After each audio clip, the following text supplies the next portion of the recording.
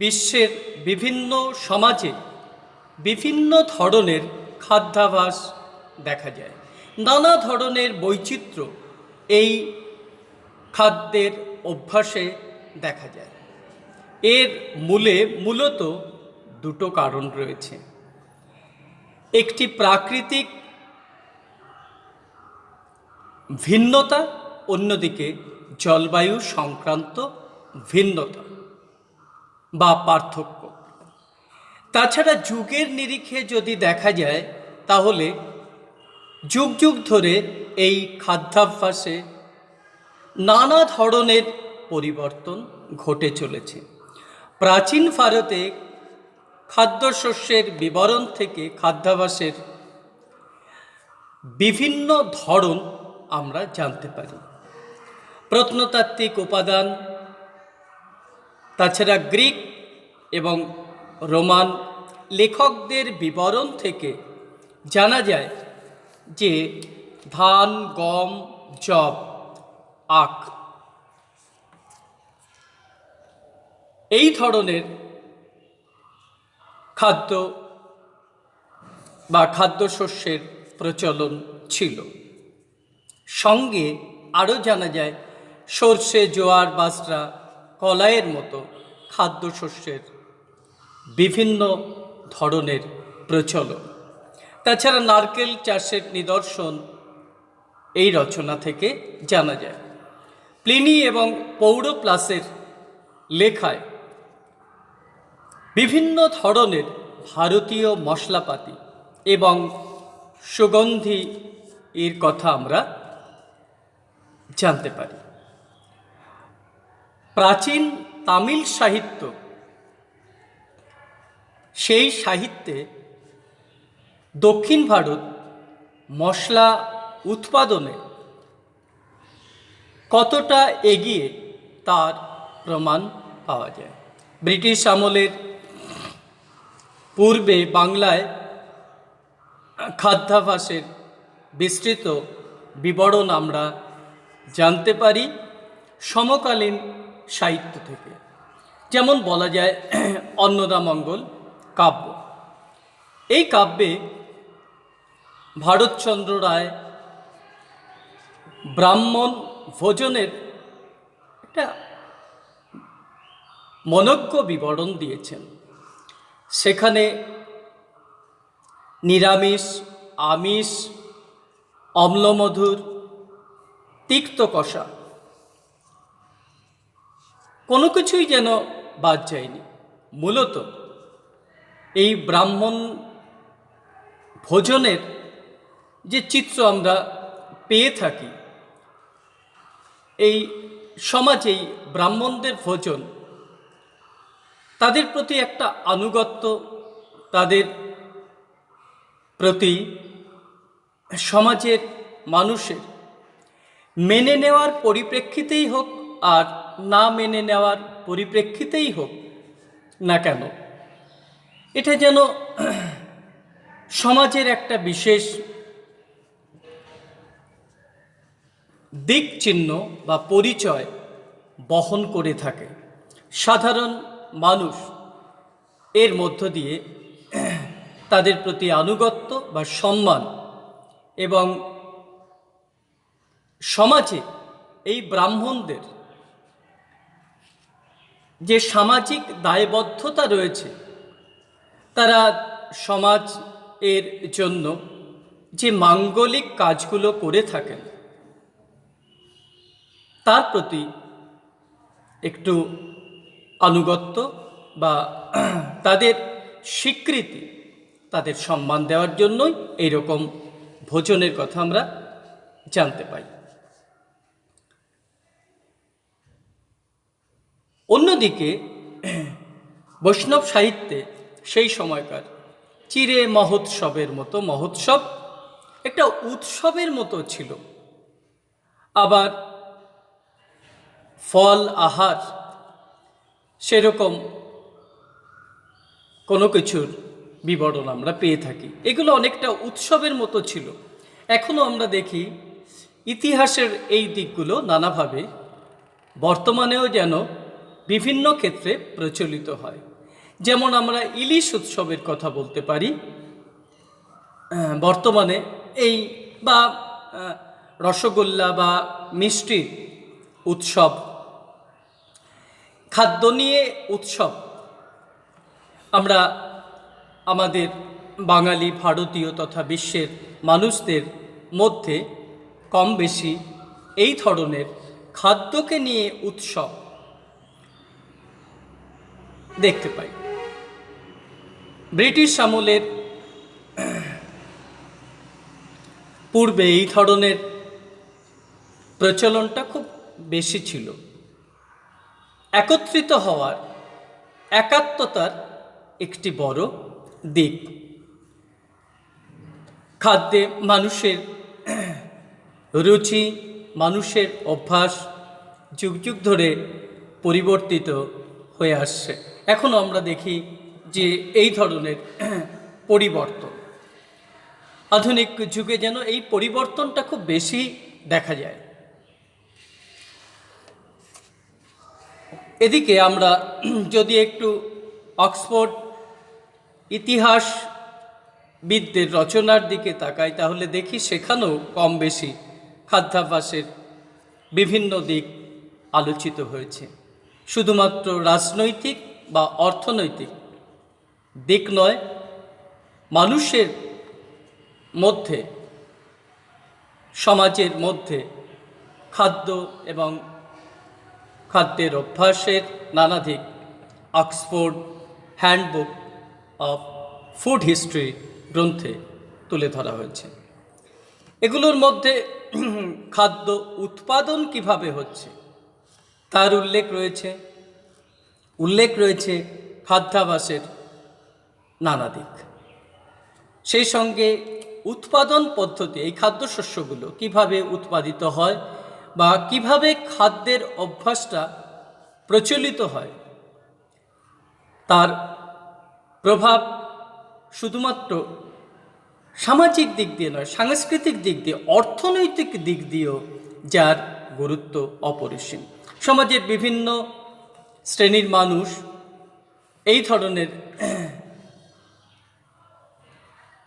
খাদ্য বিক্রি করে বা এর মধ্য দিয়ে উপার্জনের একটা দিক বা জীবিকার একটা দিক খুঁজে পেয়ে থাকে। সাধারণ থেকে অসাধারণ সব ধরনের মানুষের খাদ্য সরবরাহ কিভাবে হয়, একেবারে গ্রাসরুট থেকে বা একেবারে তৃণমূল স্তর থেকে শুরু করে সমাজের একেবারে চূড়ান্ত সীমা পর্যন্ত বিভিন্ন জায়গায় বা এক অঞ্চল থেকে আর এক অঞ্চলে কীভাবে খাদ্য সরবরাহ করা হয়, কোন জায়গায় বেশি আছে সেখান থেকে খাদ্য কোন জায়গায় উৎপাদন একেবারেই হচ্ছে না বা চাহিদা রয়েছে, এই চাহিদা আর যোগানের দিকটাকেও তুলে ধরা হয়েছে। এর আগে আমরা দেখেছি ফ্রান্সের অ্যানাল গোষ্ঠীর ঐতিহাসিকদের অনেকেই, ব্রোদেল, মার্ক, ব্লক,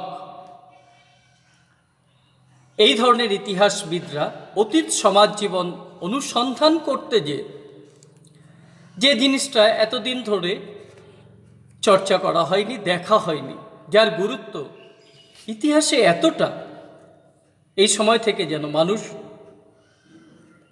অন্যভাবে বুঝতে পারে এই ইতিহাস চর্চার মধ্য দিয়ে। ইতিহাসবিদরা তার গুরুত্ব, অর্থাৎ খাদ্যাভ্যাসের গুরুত্ব ফ্রান্সের ইতিহাসবিদরা তুলে ধরেছেন।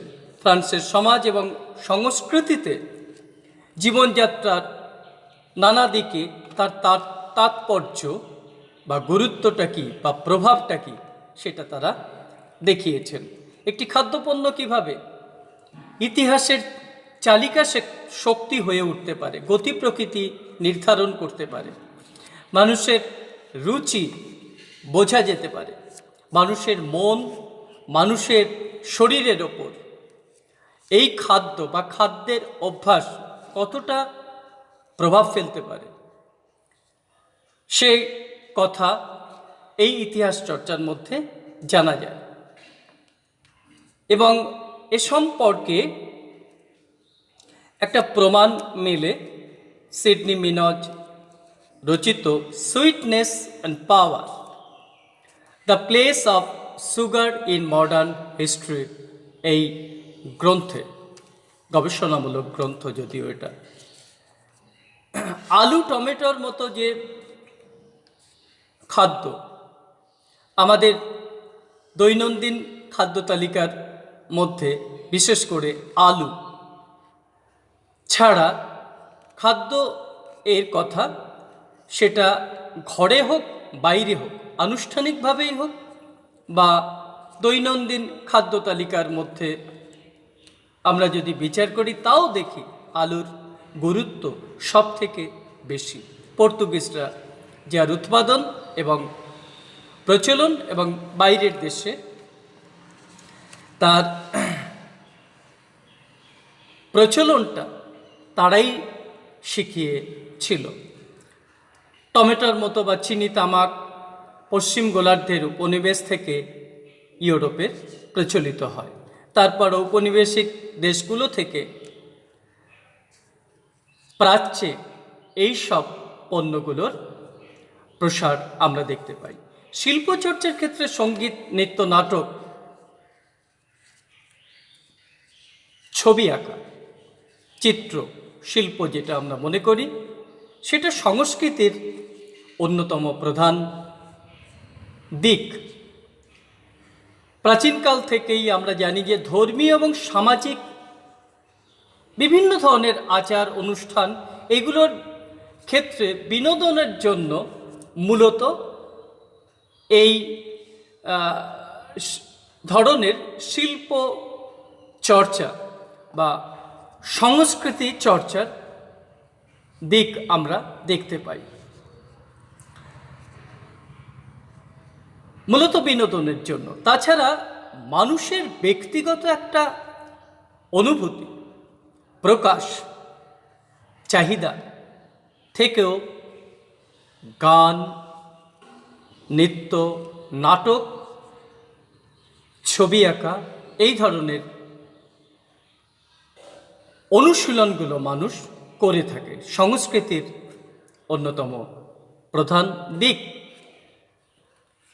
মানসিক দিকগুলোর বিকাশ বা আমরা মনস্তাত্ত্বিক দিক দিয়ে যদি বিচার করি, যার গুরুত্ব অপরিসীম। জ্যাকব বুরকাহার্ট প্রাচীন গ্রিসের সংস্কৃতির জীবন সম্পর্কে যে গ্রন্থ তিনি লিখেছিলেন, সেই গ্রন্থে গ্রিসের সংস্কৃতির জীবনের নানা দিক তুলে ধরা হয়েছে, আলোচনা করা হয়েছে। গ্রিসের মানুষ সংস্কৃতিতে কতটা উন্নত, এই সংস্কৃতি তাদের সমাজ সভ্যতা কি রকমের, কি ধরনের, তা প্রকাশের একটি দিক। সমাজ বা সংস্কৃতির মানদণ্ডের একটি দিক ছিল সংস্কৃতি চর্চা। সংস্কৃতির নানা দিক দিয়ে তারা নিজেদেরকে তুলে ধরেছিলেন, ইউরোপের মানুষদের কাছে নিজেদেরকে পরিচিত করেছিলেন। তাদের গুণমান, তাদের উৎকর্ষ, সমাজ সভ্যতার কী রকম, এগুলোর মধ্য দিয়ে তারা প্রকাশ করেছিলেন, যার আলোচনা এই ধরনের গ্রন্থ থেকে আমরা পেয়ে থাকি। তার লেখা সিভিলাইজেশন,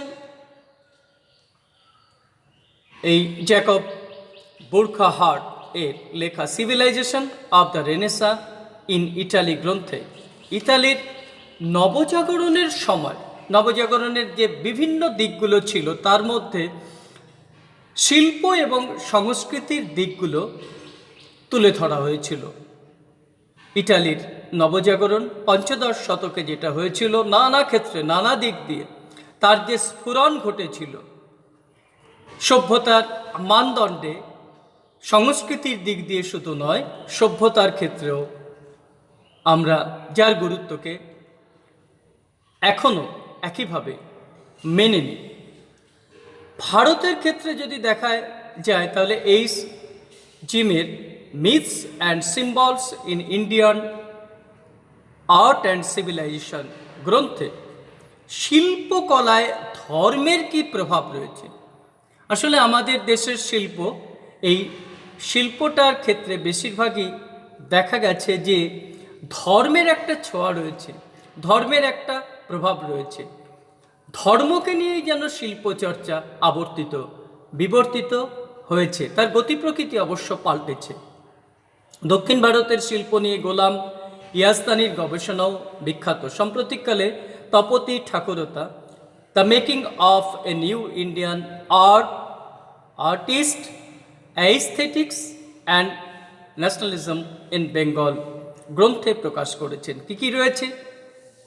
বিভিন্ন আর্ট, ভারতের শিল্প কী রকমের, কী ধরনের, এটা কি শুধু বস্তুকেন্দ্রিক, না বস্তুর বাইরেও মানসিক দিক একটা রয়েছে, দেখানো হয়েছে বিভিন্ন আর্টিস্টদের কথা।